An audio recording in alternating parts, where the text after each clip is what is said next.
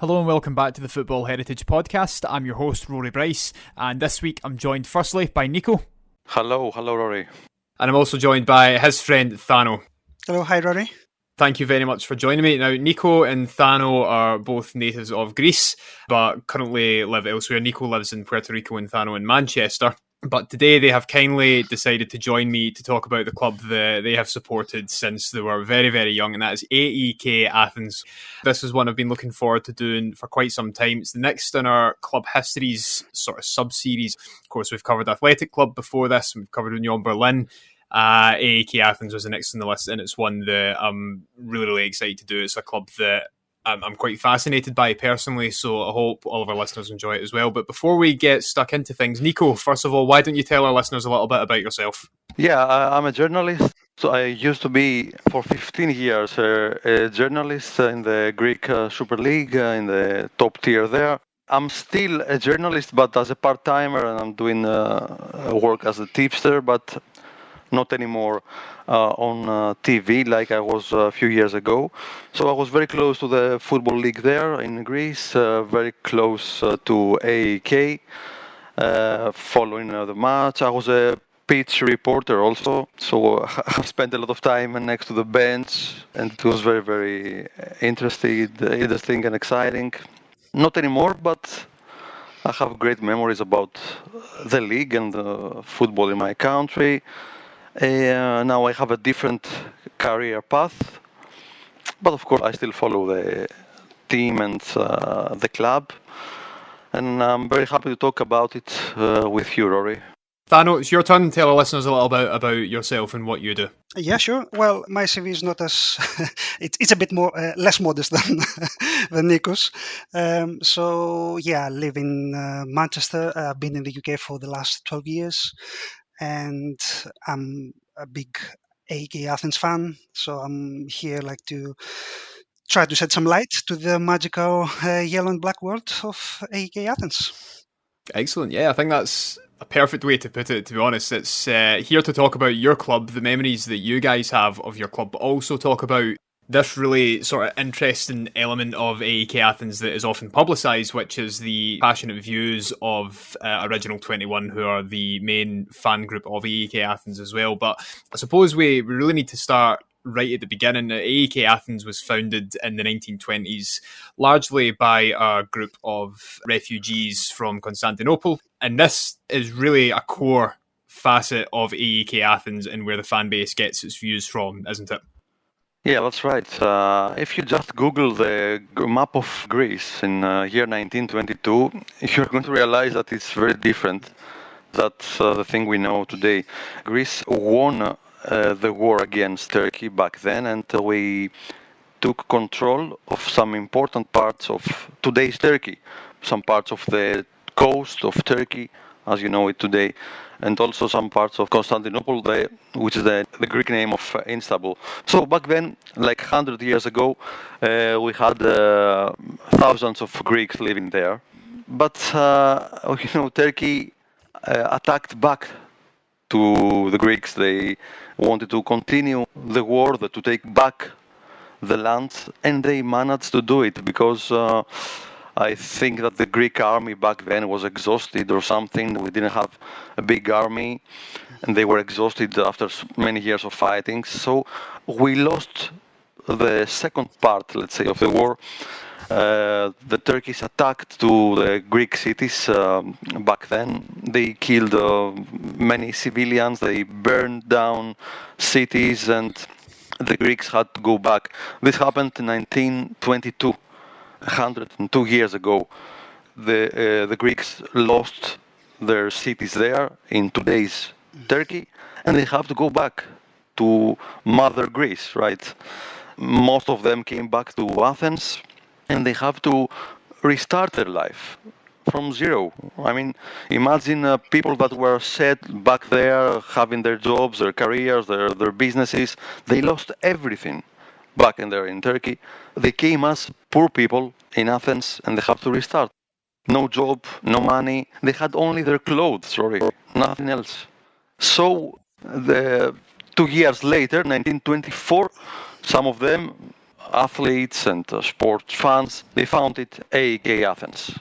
Something to add here, what Nico says is that we need to understand as well that those people, when returning back to Greece, Greece was a place that totally unknown to them. They were like living in Asia Minor for hundreds of years before that. And after like these tragic incidents where the homes burned down, like the families and family members were like killed, they had to move back to Greece and start from scratch. And something important like to notice here is that they weren't treated like with open arms. They were like considered us to be like the lowest of the low. Yeah. So imagine going back to your own country and feeling as a foreigner. So it was like really hard for these people like to start something from scratch. And in cases like that, you need to do like two things. You need to create something good, something nice that will remind you your past, that will remind you where you started from, that it's going to remind your roots and your history. But you can also create something that will distract you a bit from all the difficulties that you're going through. Because the great thing with sports and especially with football is that it's not going to solve any problems of your life when you watch like your team playing or you're just playing football with your friends. If you don't have to pay the rent like before the start of the kickoff, then it will be the same after the 19 minutes. But within like these 2 hours of watching football, playing football with your friends, at least you can distract yourself from all the difficulties that's going through around you. So it was vital for them to create something that is, as I say, that is going to remind them from where they started from the past, but it was going to be like give them some hope like for the future. Yeah, I think you're absolutely spot on. And I think that's probably the important thing and the thing that ties AEK to all of the other clubs that we've spoken about on this and others that we've mentioned in other episodes is that you have this community who were part of ultimately the Greek diaspora, but when they had to move back to Greece, they were treated as outsiders because they'd been living in, as you said, Asia Minor for so long. And because of that, there's this element of people being oppressed, downtrodden, and looked down upon by people who are ultimately their fellow countrymen as well. So they found this sporting institution to represent them and to give them a voice. And as you said, Thano, it's very much the case of this thing was created to give them a distraction, but also to give them some hope and give them some representation on a wider stage. As we saw, it's the same in the Basque Country with a lot of the teams that are founded in there. Is to do something similar. Celtic, founded by Irish migrants who come to the East End of Glasgow. We see it all over the world in football, and I think it's what makes these clubs great. It's what makes them a little bit more than just about the football, going beyond those 90 minutes to see what culture and what identity these people actually have. And of course, probably many of them didn't know at the time that they would go on to create what is the most successful club in Greek football. Yeah, exactly. And like the colors of the club as well, they were chosen for this reason. So the yellow was something to give a signal of hope, and the black was also for remembering all the difficult circumstances and all the past that all these people like went through like to reach this level. They are Turkish. The Greeks said that, okay, you are more Turkish than Greeks, so we cannot accept you. But it wasn't that. It was so wrong. Anyway, they managed to settle. They managed to take their lives back, to restart their lives, and they were part of the working class. And they started a beautiful story 100 years ago. This year we celebrate 100 years of AEK. Of course, 1924 was the date you were founded, and this is really where the club gets its identity from and what's informed the fan base in its current form and has done through the decades. And that's something that we'll be touching on a bit later. But of course, through the years, AEK turned into one of the powerhouses of Greek football. What was it like growing up in Greece with AEK? For me, it was not easy because I grew up in Piraeus, which is the city of Olympiacos. But my background, my great-grandfathers came from Turkey, so I have this connection with as a family in my family. So I was an AEK fan all my life, and I have to grow up. Imagine in the school we were like in the elementary 150 kids, and I was the only AEK fan, so it was not easy. You are a hero, Nico. You are a hero. Yeah. But it was the 90s, so we had a great success as a club. We won 3 championships in a row. We qualified. We were the first club that qualified for the Champions League year 94. We kicked out Rangers in the qualification of the Champions League. Uh, yeah, I am sure you like that, Rory. Yeah. Well, we'll come on to another. Yeah. We'll come on to another game later on that took place in 2019, which I didn't enjoy very much. But anyway, Yeah, we'll have to apologize. We'll have to apologize for that, but but yeah, we can talk about that later. Yeah, so it wasn't easy, but it was exciting years for AEK back in 90s. So in the school, nobody could talk to me about. Nobody could bully me, because I was a champion. So later we had more difficult years. The 2000s were totally different. Olympiacos conquered. What about you, Thano? Yeah, more or less the same as you, because we're on the same age group.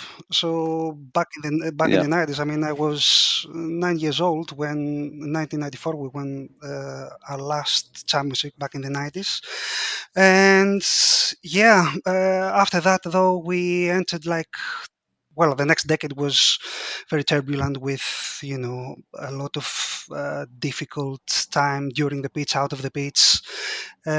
AEK I cannot think of another club in Greece that has so many incidents with owners and, bad management. And I'm not sure, Nikos, if you have a different opinion, but I think we can get like a prize for that, like for the bad management. Yeah, we had 2 or 3 owners that they were criminals. Let's be honest. They had away from football. They did so many wrong stuff, and they use AK's money to pay their debts, whatever. So the team couldn't improve because they had no money. We had no money. Let me tell you. Let me say something else. The non-Greeks, they call it AEK. We call it AEK. So that in case that I say it and sounded weird, but for us it's AEK. Aye. We ignore the initials and we read it. We spell it as a word. We read it as a word. So Yeah, AEK. we should have started with the basics. Yeah.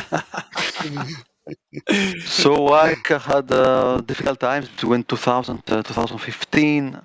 We had some good years in Europe, Champions League, Europa League. But at home, yeah, it was very difficult to compete against Olympiacos, basically. And because of those, this bad management from ownerships, that's what led to in 2013, like for team eventually being relegated from the Super League, which was something that for a team with the stature of AEK, like in Greece, was something that I doubt that any of the fans would have ever think of this that could happen. I suppose to use a kind of really loose comparison, it's probably similar to River Plate in Argentina when they were relegated as well. For a club of AEK's size, they Exactly, shouldn't be yeah. going down under any circumstances. Yeah. Or Rangers, if we speak about Scotland, right? Yeah, no, you're spot on, Nico. It is quite similar. Under any circumstances, taking my Celtic hat off, a club of Rangers size shouldn't be getting relegated either. Yeah, but I think it was about financial stuff, right? So, mm-hmm. Yeah, it was tax that hadn't been paid back in EBT schemes and all this kind of thing. I'm not sure if that was the same case with AEK, if it was financial or if it was just terrible management of the team and a mix of them which led to them going down. No, it was basically financial because we have so many debts for forever, so for 10 more than 10 years. So yeah, it was a financial thing. So we had to go down, and then we came back clean, and we won the league again in 2018. It was our first league after 24 years. And so let's say that the club restarted after 2018. We played again back in the Champions League. Sorry for that.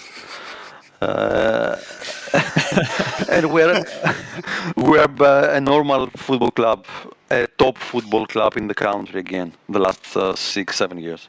Well, and the most important is that we managed to return back to our roots, back to New Philadelphia. Oh, because Since the old stadium where I used to play, the Nikos Goumas, was demolished in 2003, the opening of Hagia Sophia, or the OPAP Arena, was done in 2022, like in September.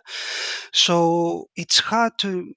I'm not sure if you guys can think of like a similar example, but it's hard to try to remember a club with like a stature of like any like big club, let's say of the first I don't know, not only like Europe, but let's go worldwide, that took it 19 years, almost 20 years, like to build a new stadium and return back to to its own area, where it all started from, near Philadelphia. And I'm not sure if there's another example like that in world football, to be Yeah, honest. that's very, very weird. It's a very, very long time to be waiting to move back to what would be your spiritual home, I suppose. Yeah, exactly. That was massive, massive for every AEK supporter. And I bet, like, I watched the opening ceremony from like here in UK, like Nikos as well wasn't like in Greece, and I think that everyone went a bit emotional, like Oh yeah. after so many years, like being back where it all started, and that was a great feeling. Let me explain something very quickly, guys. Philadelphia was a town in old Turkey, the Greek part of Turkey. Philadelphia. The guys from there, the people from there, came to Athens. They managed to build houses and name their neighborhood Philadelphia, New Philadelphia, Nea Philadelphia, which means New Philadelphia. So they continue they they took let's say the city back from Turkey to Athens, their neighborhood, and they named it Nea Philadelphia, which means New Philadelphia. There they built also the stadium. We had this earthquake in Athens 25 years ago with horrible damage in the stadium, and they had to take it down. After the earthquake, they took it down with a plan to rebuild it for the 2004 Olympics, to have a new stadium for the Olympics also. But many people say that our management back then had no good connection with the government. The government ignored the plans to add the stadium in the Olympic plan. So let's say that AEK didn't have help from the government to build the stadium. That's why we wasted so much time and years staying without our own home as a club. And only the last 7-8 years with the last owner we had, Melissanidis, with the man just left the club because he's really old now. Only he managed to find the money, find the good connections that you always need if you want to build anything in this country, the good connections with the government, and managed to build it 2 years ago. So we stayed 19 years without our paradise, Rory. You had your paradise, you have it, we didn't have it for 19 years. We grow up, I'm 41. Imagine 19 years without a stadium. I mean. Stadium. It's a huge amount of time, and it's something that must have been quite demoralising. I mean, if the club are suffering relegation and bad management, then that's something that's only going to make that worse. So I can imagine that when you got the stadium back, and the club moved back near Philadelphia, it must have been such a galvanising moment for the support. Yeah, you could see people crying, men, women, old people, kids, everybody crying about. It was like the club was connected again, with its roots, with its fan base, with everything, with its own spirit, actually. And we need to mention as well that, again, I think it's kind of unique. I'm not sure how many stadiums in the world have, like, not only football stadiums, but for other sports. So inside our new stadium, there is a museum dedicated to the refugees coming from Asia Minor, and it's something which is, I haven't seen it because it opened its doors like a couple of months ago officially, and I'm going for my summer holidays back in Greece, so I'm definitely going to visit it. But I strongly recommend for everyone, like if the team's gonna play like with AEK in Europe, or if they got the chance, like to give it a go and go there and see what the museum is about, because it's also like highlighting, the connection and the link of the club with its past and with its people. And I think it's great for any club really to show that they respect and never forget where they came from. I totally agree. It's something that I'd quite like to be replicated more here in Scotland, because you hear about clubs like yourself, Athletic Club as well, another one that has a museum dedicated to the people who have built the club and who've come before. But in Scotland here, the club museums are largely behind tours and paywalls. Celtic doesn't have a museum, which is crazy. Hearts are the only club in Scotland that actually have an in-house heritage team, and they have their own museum, which is free entry, and it's brilliant. Really, really good place, and I highly recommend visiting it if you're ever in Edinburgh. And I do wish it's something that more clubs up here would get involved in, if anything, just to tell people the stories of how their clubs were formed and the people who formed them, because it's something that can connect the community to the club now. Yeah, it's not only football, guys. It's not only about football. It's history. Clubs like AEK, like Celtic or Hearts. It's about history, the history of the country.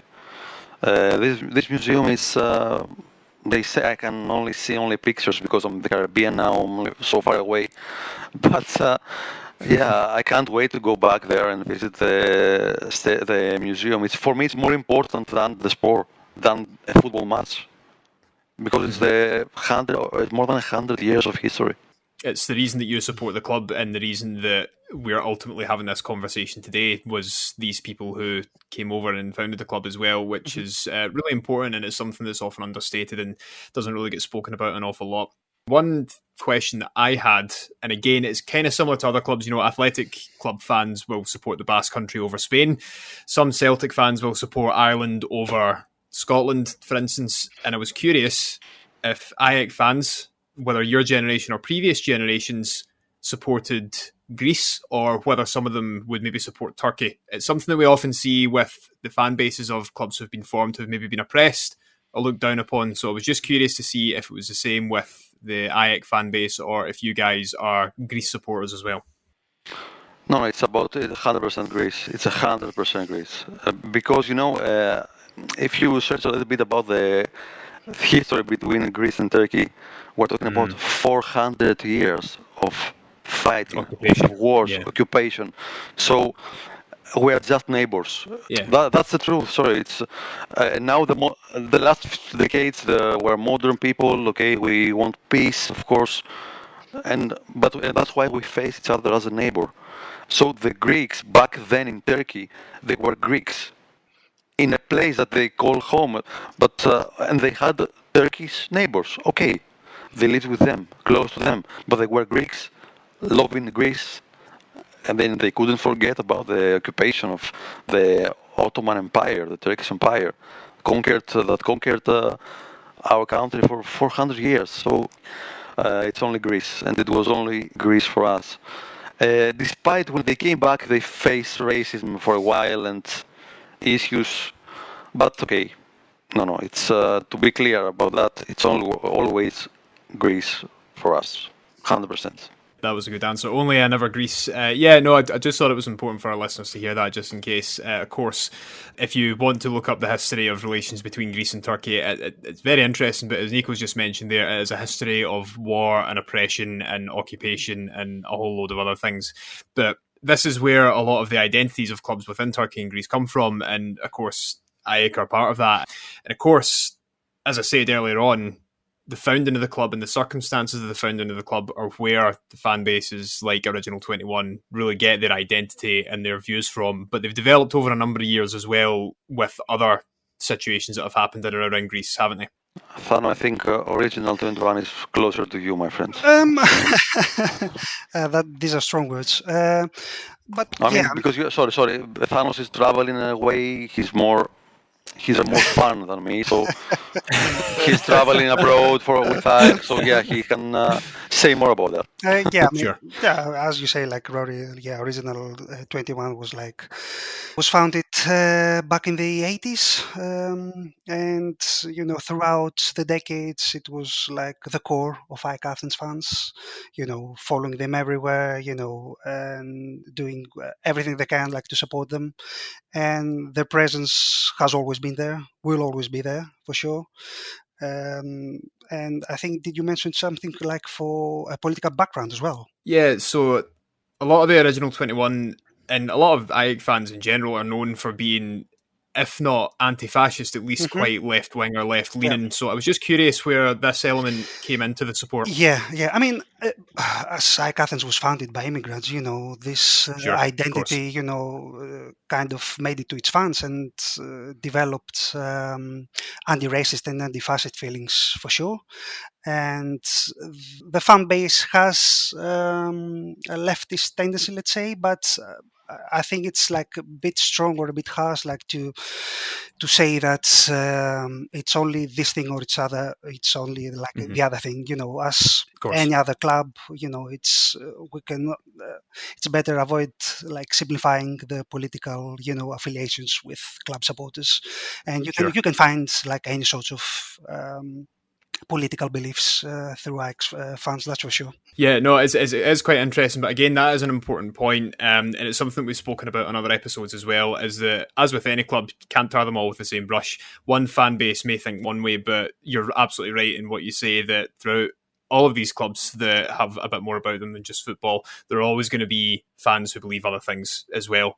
And of course, it's up to the fan bases and other people to decide who the representatives are, if you like. But I was just quite curious to see where that sort of left-leaning attitude, if you like, came into it. But you're spot on. It's from the founder of the club, founded by immigrants.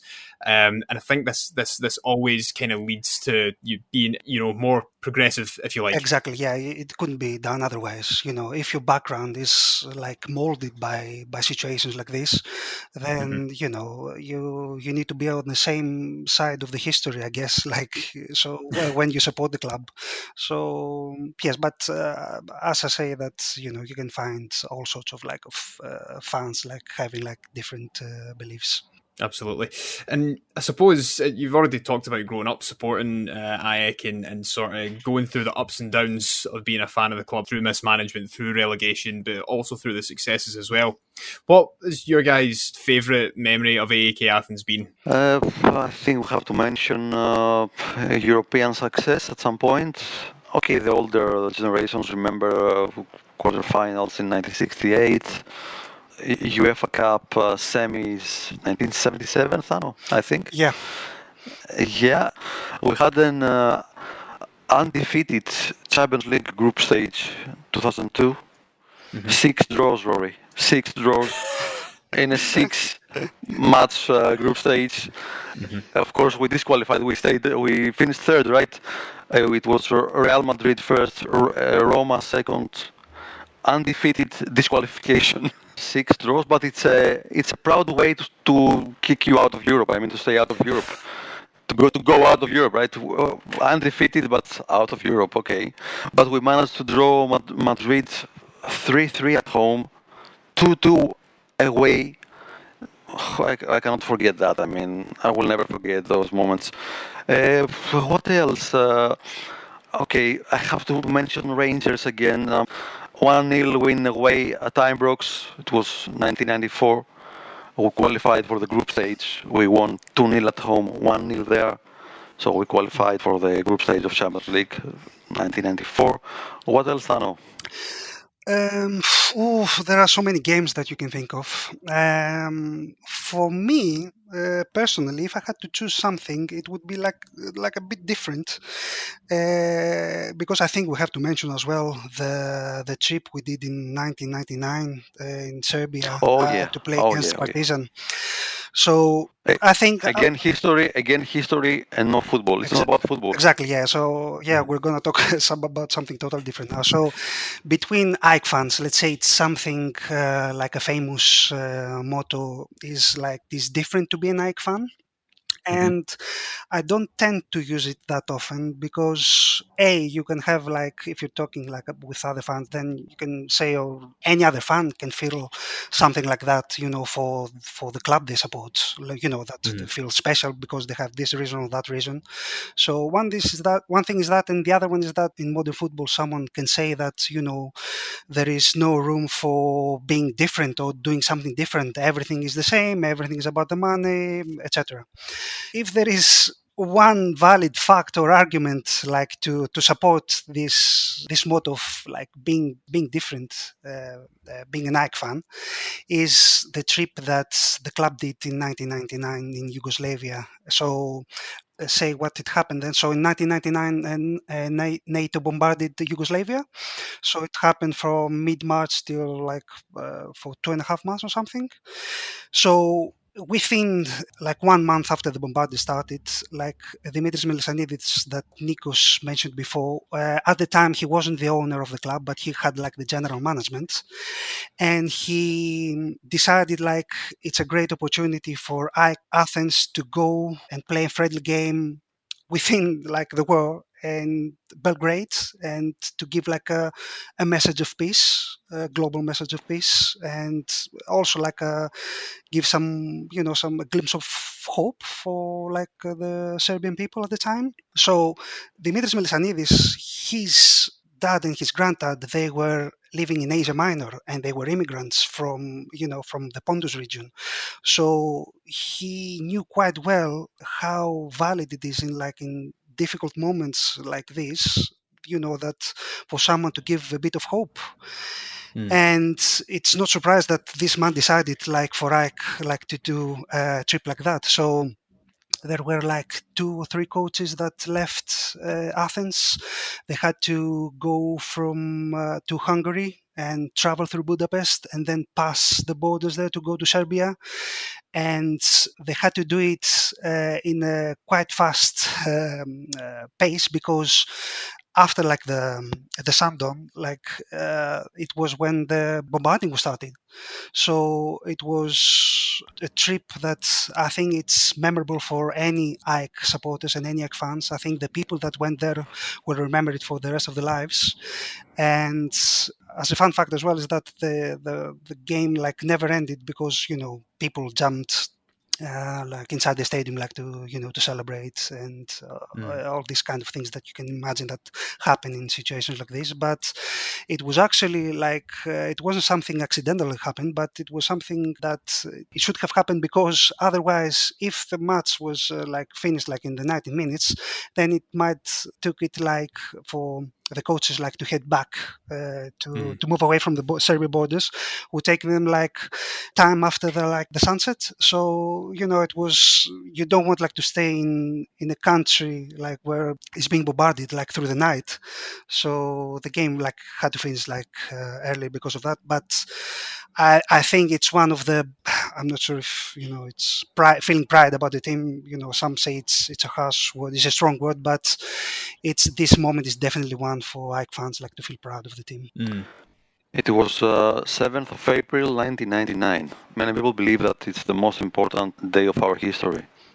Again, because we supported the country that was under war, and we risked so much. The players traveled there and risked so much. They risked their lives. I think a couple of players, they didn't want to go. They didn't go, actually, because of safety reasons. Because obviously it wasn't mandatory to go.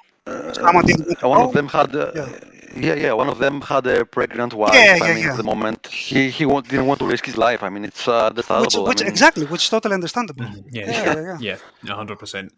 It's just one of those things when I think that's what was on my mind is when you were talking about that, Thano. You said, obviously, for a lot of the fans, it's the proudest moment in the club's history. And I think you're right, because to do that and show such a statement of solidarity and an act which was in the interest of peace, if you want to say that, to do that, to risk your lives, to risk the club and everything that goes along with it, it's incredible. And it just shows, I think, that AEK and the fans a lot of the time have been on the right side of history for those reasons, in the promotion of peace and showing solidarity and trying to help other people, because the founders of the club and the people close to the club know that in these situations, all some people need is a bit of hope and a bit of help.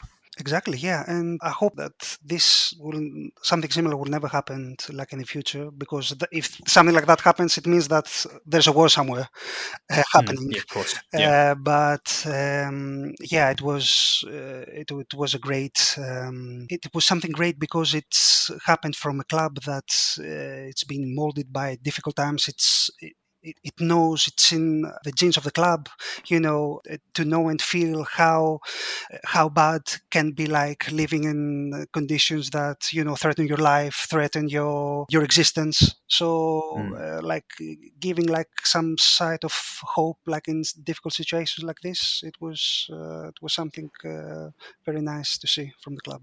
Guys, imagine today who is going to play a friendly game in Ukraine or Gaza in Israel, in Palestine? Exactly, yeah, Correct. yeah. Who can do that? Correct. No Nobody one, can do yeah, that. yeah, yeah, But we managed to do it back in '99. exactly. The players, the board, and 50 members of original 21, And 50 fans. yeah, yeah, there was like a coach of journalists as well that they followed, like to, Yeah, to, to cover that's to right. cover the Yeah. story. Yeah, yeah. Yeah, it's just incredible. It's not something that any club would do nowadays or would be able to do. And yeah, as I said, it just goes to show the strength and the fortitude of the club and the fans to go and do something like that. Are there any players or people involved with the club that really encapsulated everything the AEK is about? Oh, that's a good question. Yeah, I think Demis Nikolaidis is one of the superstars, and he was a fan favorite the late 90s, early 2000s. Our main striker back then with more than 150 goals. He later became a president. I think he's also politically leftist, and I can say that yes, that he's the one, at least in the last 30 years. Um, he became a president. He changed a lot. How can I say that? He was very romantic, and with him as an owner, you saw the Olympic Stadium full of fans again. Even nobody cares about the opponent against a low-level team, and or in a derby, it was the same. We found again romanticism and the love for the club. I think after some difficult years. So Demis, yeah, I think his name can stay in the history of the team as one of them.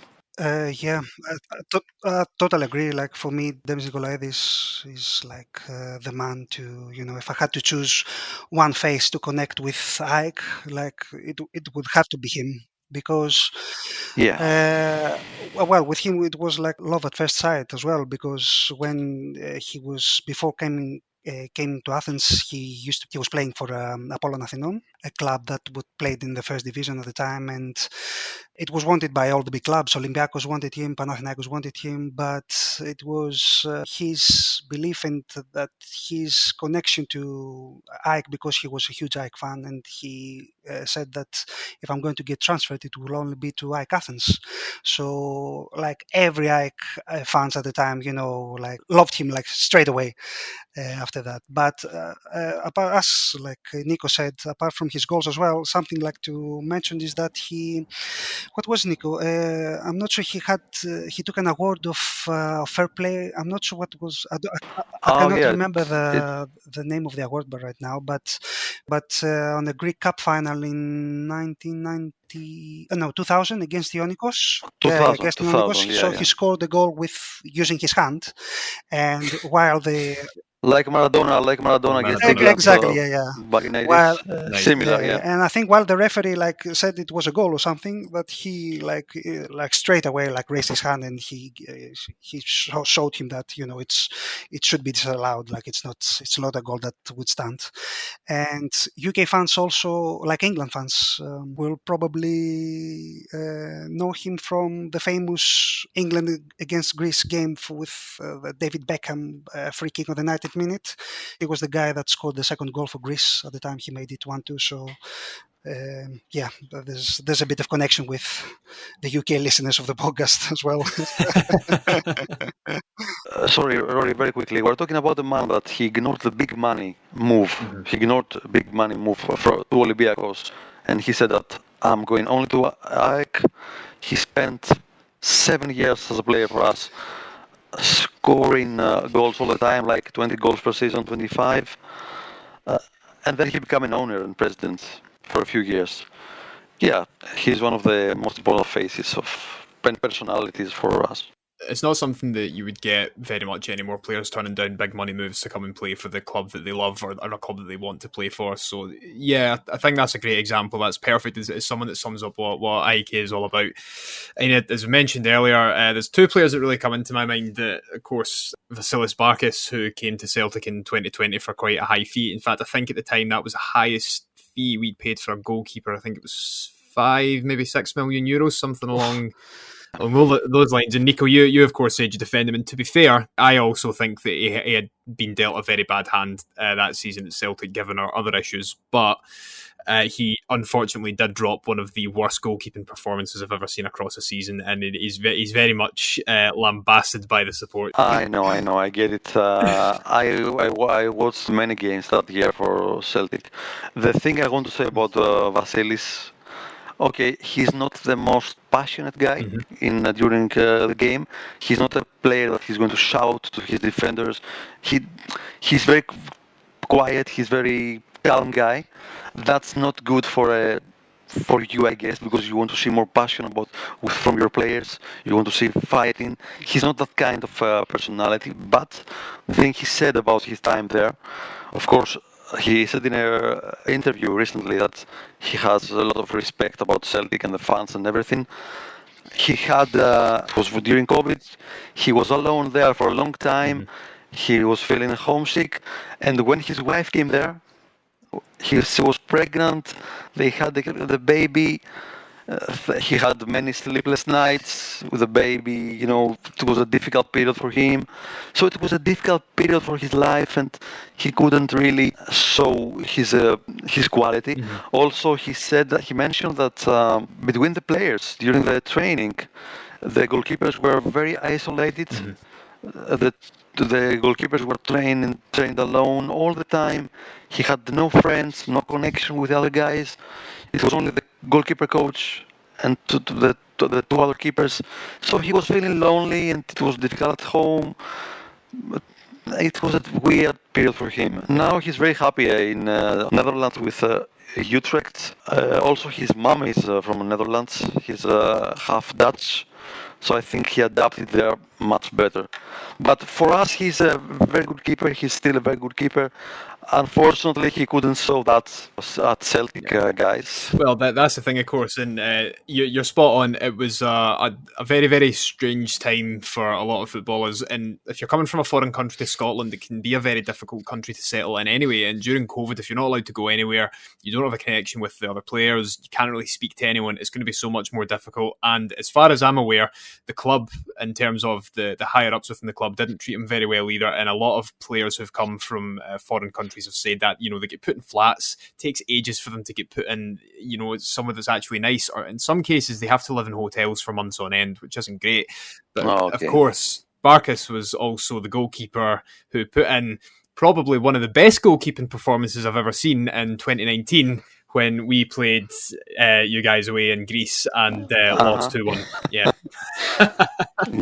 Yeah. First of all, one thing, we didn't mention the weather in Scotland, right? In Edinburgh, which is a massive issue for the Greeks. Yeah, but 2019, I think that you had a bigger budget. You had bigger financial security, and it was. You were the favorite, I think, for the qualification. But we had two really good games, and we managed to win. And I think it was the sixth time that a Greek club played against a Scottish club, and the Greeks have 100% success. Sorry for that, guys. It's I apologize, but we have 100% record against you. I have to say, because I was on the first game, so in Glasgow for when it was 1-1, and I have to say, like, the atmosphere and the stadium, because I followed the team later that year on the next games, like in Hungary with Vidi, and then like the Champions League games. No one could like went on the same level, like reached the Celtic fans and the atmosphere in the Celtic game. It was amazing. If I had to choose like one game that I enjoyed the most from those 5 away games of that year, like it would have to be like the first game in Glasgow. No, I was also at that game. I remember it for us being a glorious day. I remember the weather being perfect. Yeah. And I remember a lot of the AEK fans coming into bars and stuff like that, and it was just absolutely fantastic. Really, really good groups of guys, really respectful, really welcoming, and just open, I think, was what was important. Just really, really open to get to know Celtic fans and join in. Nico, you mentioned the weather there, which leads me very nicely on to the next player I was going to speak about. As he mentioned in an interview recently, one of the reasons he left Glasgow was because of the weather. Didn't come to us directly from AEK Athens, came to us from a club in the Netherlands, VVV Venlo, Yorgos Yakimakis, who was one of my favourite players during the Ange Postecoglou era at Celtic. But I don't think he had that successful a term AEK Athens, did he? Hey, AEK Athens legend. He's a legend because he scored the one very important goal against Olympiacos, and we won the league back in 18. But yeah, he was a sub all the time. We had let's say the most popular and the most expensive players as strikers. He never played 90 minutes in a row. He never played. He was only a sub for 10 minutes, 20 minutes, so he couldn't manage to score a lot. He scored like 3 goals in 45 matches. But for me, he's a very good striker. One-touch striker. He has no technique, as you know. He doesn't have a big technique, but he scores so easily. and I have to tell you something else for all the Celtic fans. 2 days ago, he arrived in Mexico because he's going to transfer from Atlanta to Cruz Azul. And he was in his hotel with the number 7 shorts. He had the sort of Celtic, and with number 7, he met some other players, and there's a video of him online with a Celtic short. So I'm sure that he loved his time there. Brad, and you're absolutely spot on. I mean, he was the type of striker that we'd really been missing for a few years. Just a guy that was just opportunistic. Just one touch was all he needed. And I think he scored something like 11 goals in a row without taking more than one touch, which was a really weird stat at the time. But because his start at Celtic was a bit rocky, and he missed a penalty in the 93rd minute or something of a game, which we ended up drawing. So he only really came into the team around January, and he went on this run that was just incredible, really important for us winning the league again that season. And I think he ended up joint top goal scorer in the Scottish Premiership as well. And I remember him in the game against Rangers at Celtic Park where we beat them 3-0. It was a shame he didn't score because he deserved it, but he bullied the Rangers back line. He was just an absolute nuisance all game, and I really, really enjoyed him being here, but of course he moved on. But you said there that he scored a very important goal in the derby, and that's what he's known for. What are the derbies like? First of all, let me say that the Greek, when we say derby, we mean every big game. It's not about specific about the city, like the original word means. We're not talking about the same city all the time. When we say derby, we mean a big rivalry match. So we have Panathinaikos is the Athens derby. With Olympiacos is also a big one because they are the main rivals, especially the last 30 years. We really dislike each other, so those are the main two. And we have a PAOK, P-A-O-K, from Salonika, which is another city, but again it's a derby because it's a rival team. Really strong the last 6-7 years, not so much in the past. Yeah, I think like the main rival, let's say the main derby for Mike's perspective, I think it was always with Panathinaikos. Olympiacos started like to have significance that it has until now after 1996. because it was that year where the coach that we had at the time, and he was the most successful one, Dusan Bajevic, he was a player of AEK Athens back in the 70s. Then he came to work as a manager, and he created the team that everyone said that was playing like the greatest football in Greece around the 90s. So he was a manager until 1996, and then he moved to Olympiacos. And from that day on, as you can imagine, the games against Olympiacos, they got like a total different meaning. Sure. Because Bajevic from that point on was like a persona non grata for like so many AEK fans. So this kept happening like for the next years until he left. But because of this rivalry, then it kind of kept like the same feeling and the same vibes. So the derbies against Olympiacos are considered to be as well very important for AEK fans. So from your perspective, then, the rivalry has always been with Panathinaikos. Is there any reasoning behind it? Is it if the team's always been opposed, or is it just something that's kind of developed over the years because of the success of both clubs? For me, also Panathinaikos is the rich people of Athens, and we were never were the working class, and they are the rich guys in Athens. Most of the fans, of course, not all the fans, but the majority are not rich. No, not even for them. But many rich people, many rich businessmen in Athens. When I was growing up back in 90s, 2000.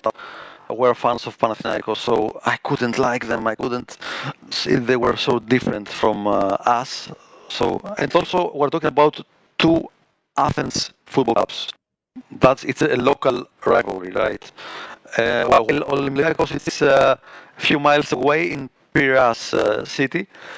It's close to Athens. It's next to Athens, but a few miles away. So yeah, when we're talking about Panathinaikos, it's a local derby, but Olympiacos is a hate derby because of what happened with that coach Bajevic back in Nikos, '96. you need to understand, Rory, that I think it's the first time that Nikos says Bajevic's name since the last 20 years or something. Oh yeah. Oh yeah, that's right. This has been great, just hearing your guys' experiences of growing up supporting AEK Athens and what the club means to you. I think importantly as well, you can really tell that. And is there anything else that you'd want to add just before we finish up for today, on top of everything that we've already talked about so far?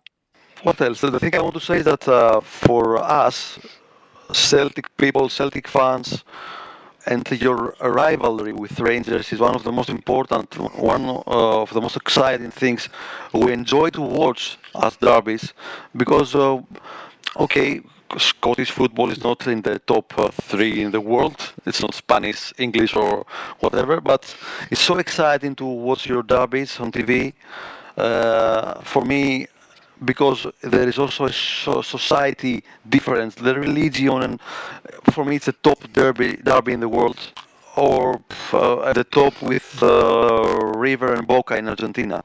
For me, you are the top 2 derbies, and I always enjoy that.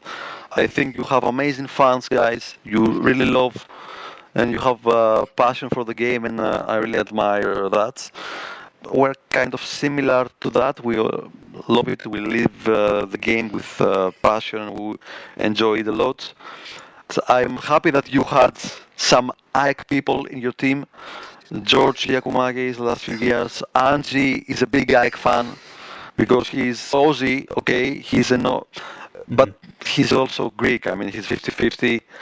He was born actually in Philadelphia. But he was, yeah. He was born in our municipality. His father was a big fan. Yeah, and that's what made him. Yeah. Yeah, they had to leave because they were leftist family in a military government back then. He had to leave the country because of his political opinions and views.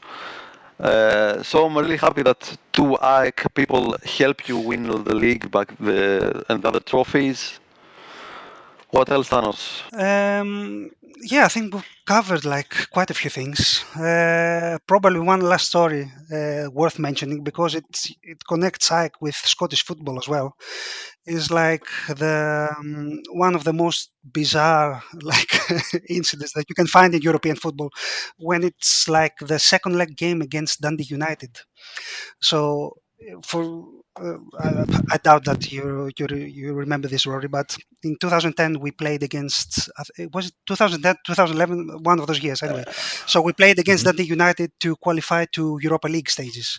So the first game was in Scotland. We won there 1-0, and then the second leg was in Athens. So what happened at the time was not a thing. I mean, I'm sure that we were using Waka Stadium at the time, which is like the largest, the biggest stadium in Athens of The 70,000 Olympic Stadium, yeah. capacity. Exactly, yeah, yeah, yeah. But I think at the time there was like a big gig or concert or something, so the pitch was looking not in a shape like to hold like a football game. So in order for the game like to happen, we there was like a need to find like an alternative solution at a different stadium. So the game was initially meant to happen to Panionios Stadium, like Panionios, like is team in the Neasmini region inside Athens.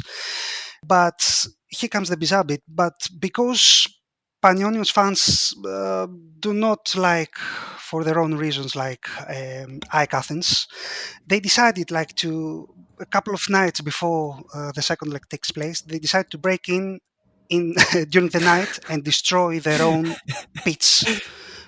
So in order for the game not to game like for Mm. AEK not to have this game in the ground. So what happened? Because at the time I don't think Leoforos, the current Panathinaikos stadium, was in usage. So the only Mm. solution was to go to Olympiacos Stadium, which was in Piraeus. But the thing is that Nea Philadelphia and Piraeus, AEK and Olympiacos, it's not such an easy thing like to imagine. I don't know, 15 or 20,000 people traveling from Nea Philadelphia or Sure. whatever, wherever they are, like to go to Yeah. Piraeus, where like the core of Olympiacos is. So for security reasons, it was decided for AEK not to have its own fans on the stadium. So AEK the game was played behind closed doors. There were only Dundee fans on that game, and it wasn't like UEFA had banned AEK Hmm. fans or AEK as a club because they had done something wrong, but it was of all these like bizarre reasons that AEK played like inside their home, like without their fans, game for a European competition, right? Which is it's totally crazy. So it's something, yeah, that connects the crazy world of AEK with Scottish football. So probably worth mentioning it as I well. mean, as Nico said though, and I completely agree. I think that a lot of Scottish football fans have always had a bit of a connection with Greek football fans because, as Nico said, there's a shared passion there. There's a lot of similarities between some of the larger fan bases and ultras groups as well. And yeah, I think it makes for a better atmosphere. And I think what's special about it is that for the most part, our leagues haven't been tainted by stupid money. Yeah, definitely. Oh, yeah, that's correct. Thano, Nico, thank you very much for coming on and giving your time to talk about AEK Athens today. It's been a really, really great episode. I hope all of our listeners enjoyed that, and we'd be happy to have you guys on any other time. Of course, the club is going to be going up, well, it is up for sale now, so the future's maybe slightly up in the air. I mean, I don't know if there's been any further developments on who's looking to buy the club or what the plan is for the future. Well, I mean, we have a new owner now, so we'll see what's, because no one really knows what the plan is because he hasn't revealed his plans yet. But we're optimistic, although, as I said, like AEK Athens is like famous for its bad management when it comes like to owners and Yeah. and a chairman. So we'll see. But thank you, Rory, for having us here, and it was a pleasure as well. Well, thank you very much. It was nice to meeting you, and all the best for the new season now. Soon you're going to have a pre-season, I guess, like every team in Europe after the Euros. All the best for your club. All the best for you personally, and thank you. And all the best for AEK Athens, eh? Yeah, absolutely. All the best for AEK Athens as well, and the season coming ahead. And you never know, maybe we'll meet you guys in Europe. We'll see how that goes. But Once again, thank you to all of our listeners for your continued support of the podcast and tuning into this episode. If there's a topic that you want us to discuss that's related to football history or heritage, or any of the themes we've covered in this episode or any of our previous shows, please do get in touch. You can DM us on X, that's @_footyheritage, or you can email us at hello@footballheritage.co.uk. Please also check out our website, which is footballheritage.co.uk, where all of our written content goes. Some really fantastic stuff up there, so please do go and check it out and support our contributors while you can. But for now, Thano, say goodbye. Bye-bye. Nico, say goodbye. Thank you guys, bye-bye. And it's a goodbye from me as well. We'll see you all again soon. Goodbye.